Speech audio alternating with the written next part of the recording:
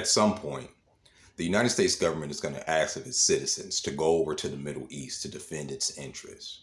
At some point, the United States government is going to require bodies to be in Ukraine to defend its interest. Okay. And before you do that, I want you to consider a few things.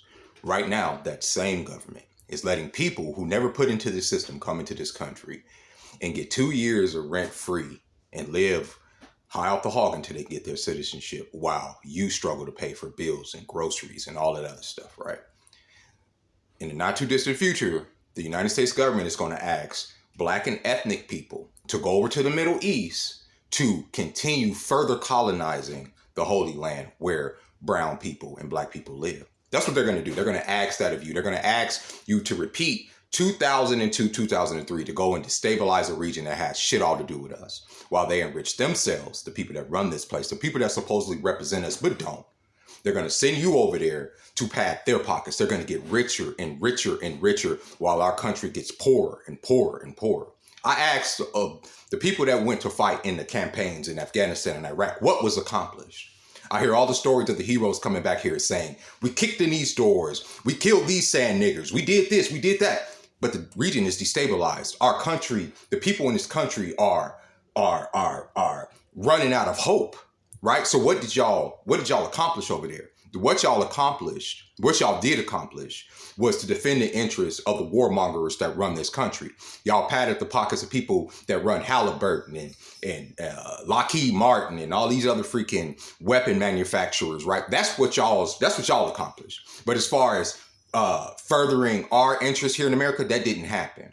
This country that I first believe was founded because of taxation without representation from the British is repeating the same situation with its citizens here. Nobody here on either side of the aisle really wants to go to any one of these wars. Nobody wants to be in Ukraine. Nobody wants to be in Palestine defending the country that shall not be named. Nobody wants to do that. Who wants to do that? Who wants to go over there and die for that?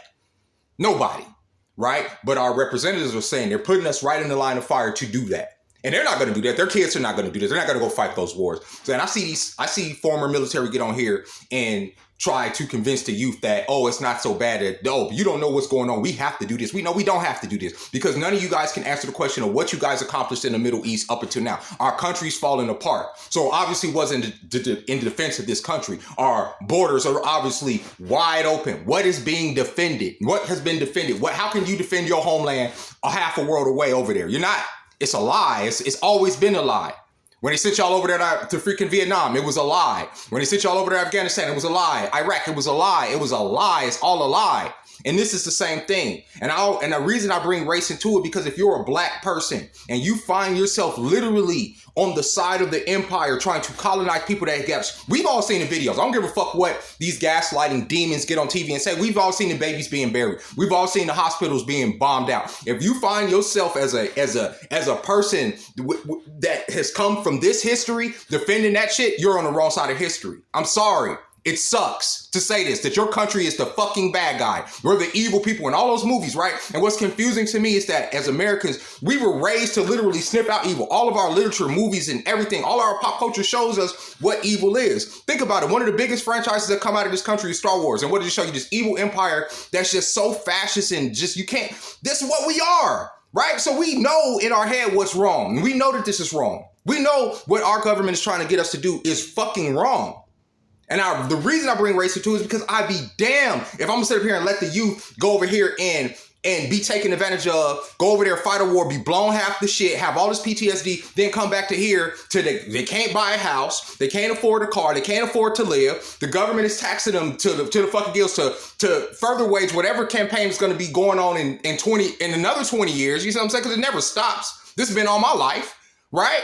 And yet the people that went over there fought this particular war left by the wayside with no support, no health care, no benefits, right? Having to struggle to get into the VA, right? So why go over there and fight that shit at all? Let Biden and his crackhead son go over there and fight that motherfucker. Let Nikki Haley and her warmongering ass go over there and fight that shit. Let her kids go fight it. Let her legacy go fight that. You don't do it. You don't.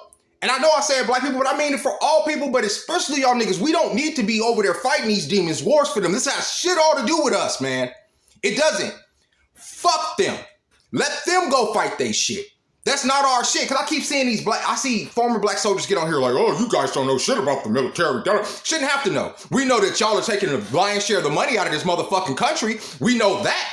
We know that. We know y'all taking the lion's share of the money out of this country and not taking care of the veterans that fucking help keep that motherfucker going. We know that.